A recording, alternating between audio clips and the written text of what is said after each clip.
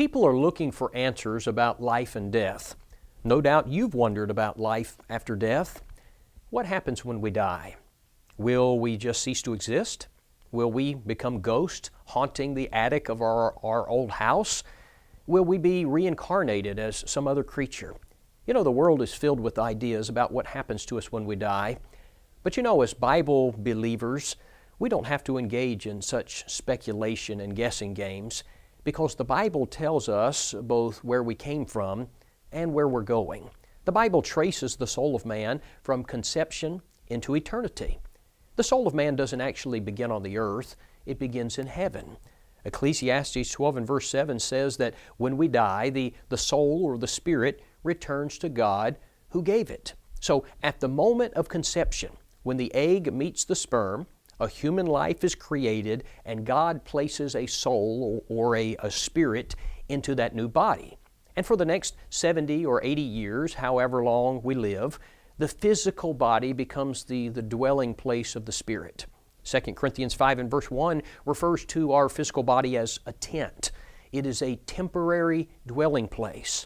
But eventually the physical body wears out and we die. It is at that moment that the spirit or the soul departs from the physical body. James 2:26 says the body without the spirit is dead. The psalmist says we live 70 or 80 years and then, quote, we fly away. Psalm 90 and verse 10. But where do we fly to? Where do we go when we die? All souls who die go to a place that the Bible identifies as Hades. Hades is the waiting place of the dead. It's kind of a holding area for disembodied spirits.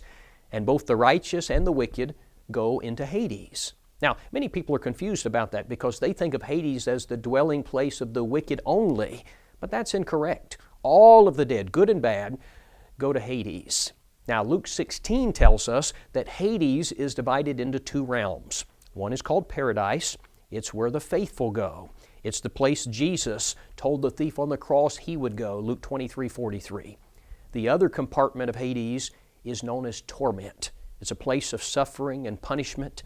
It's the destination where all of the wicked will go to await judgment. Friends, with the exception of the Lord Jesus Christ, all of the souls who have ever died are still in the Hadean realm. They're in Hades, awaiting the day of the Lord. Well, what's going to happen when the day of judgment arrives? On that day, there will be a bodily resurrection of all of the dead who have ever died. John 5:28, Jesus said, "For the hour is coming in which all that are in the grave shall hear His voice and shall come forth, they that have done good unto the resurrection of life, they that have done evil unto the resurrection of damnation." Now, in addition to the bodily resurrection on that day, Hades will be emptied of all of the spirits, and those spirits, those souls, will be reunited with their bodies. But the body will be different then. The resurrected body will not be one of flesh and blood. It will be a new, incorruptible body. And then both the righteous and the wicked will be gathered before God for their pronouncement of judgment. And at that time, God will reward the righteous by calling them to inherit heaven, a place of eternal comfort and bliss. But the wicked will be sentenced to hell, a place of eternal fire in the lake that burns with fire and brimstone. Dear friend, the most important issue in this discussion is, in which of those alternatives will you spend eternity?